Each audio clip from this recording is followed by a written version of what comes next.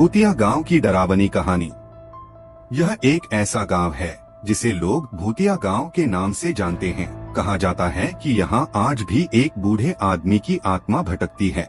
इस गांव में एक खुशहाल परिवार रहता था। पिता सीताराम, माँ लक्ष्मी और उनका बेटा रामू। तीनों हंसी खुशी अपना जीवन बिता रहे थे। घर की सारी जिम्मेदारी सीताराम के कंधों पर थी। एक दिन सीताराम टेम्पो में बैठकर बाजार जा रहे थे। रास्ते में अचानक टेम्पो का संतुलन बिगड़ गया और वह तेजी से पलट गया। सीताराम दूर जा गिरे और गंभीर रूप से घायल हो गए। टेम्पो चालक ने जब उनकी हालत देखी तो डर गया। उसने मन ही मन सोचा, ये तो अब नहीं बचेंगे। अगर मैं रुका तो मुसीबत में फंस जाऊंगा। वह उन्हें वहीं छोड़कर भाग गया। कुछ ही देर में सीताराम की सांसें टूट गयीं और उनकी मृत्यु हो गई। टेम्पो चालक ने सीताराम के फोन से उनके घर खबर दी। यह सुनते ही लक्ष्मी और रामू वहां पहुंचे। लक्ष्मी बिलख बिलख कर रोने लगी क्योंकि घर में कमाने वाला सिर्फ सीताराम ही था। रामू अपनी माँ से लिपटकर फूट फूट कर रोने लगा। लक्ष्मी ने कांपती आवाज में कहा, बेटा जो होना था वो हो गया। हादसे का दिन, एक रात ठीक 12 बजे लक्ष्मी घर से बाहर निकली।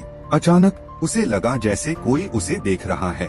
उसने चारों तरफ नजर दौड़ाई और तभी उसे सीताराम का साया हर जगह दिखाई देने लगा। वह डर से कांप उठी। अचानक सीताराम की धुंधली आकृति उसके सामने आकर खड़ी हो गई। उसकी आंखें लाल थीं, चेहरा भयावह था। वह इशारों में कहने लगा, मैं तुम सबको नहीं छोड़ूंगा, मैं सबको मार दूंगा। और फिर वह अचानक गायब हो गया। उस दिन के बाद पूरा गांव उस साये से डरने लगा। कहा जाने लगा कि सीताराम की आत्मा हर गली में भटकती है। रामू का फैसला। डर के माहौल में एक दिन रामू ने कहा, मैं अब यहाँ नहीं रहूंगा, मैं शहर जाकर पढ़ाई करूंगा। लक्ष्मी ने भारी मन से उसे जाने दिया। सुबह बस आई। लक्ष्मी ने आंसुओं के साथ रामू को विदा किया।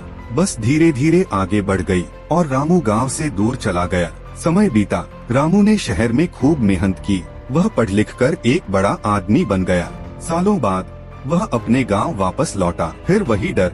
जैसे ही वह अपने घर की गली में पहुंचा, उसे पाइप के पीछे कोई खड़ा दिखाई दिया। वह उसके पिता सीताराम थे। वही खौफनाक चेहरा, वही मार डालने का इशारा। रामू का दिल जोर जोर से धड़कने लगा। वह तेजी से घर की ओर भागा। उसने माँ को सब बताया। लक्ष्मी चुपचाप बैठी रही। आंखों में डर और आंसू थे। टूटा हुआ टेम्पो रामू गांव में घूमते घूमते उस जगह पहुंचा जहां उसके पिता का एक्सीडेंट हुआ था। वहां वही टूटा फूटा टेम्पो अब भी खड़ा था। हवा चल रही थी। टेम्पो की खिड़की अपने आप हिल रही थी। रामू के रोंगटे खड़े हो गए। आखिरी रात, उस रात सीताराम का साया हर जगह दिखाई देने लगा। छत पर, दीवारों पर। रामू और लक्ष्मी घर के अंदर दुबक गए। गांव के हर घर पर पूरा गांव डर से कांप उठा। और तभी एक ठंडी हवा चली।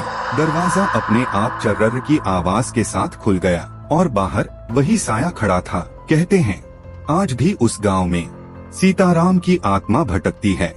लोग उसे भूतिया गांव कहते हैं और जो भी रात में वहां जाता है उसे एक साया जरूर दिखाई देता है। कहीं अगला नंबर आपका तो नहीं।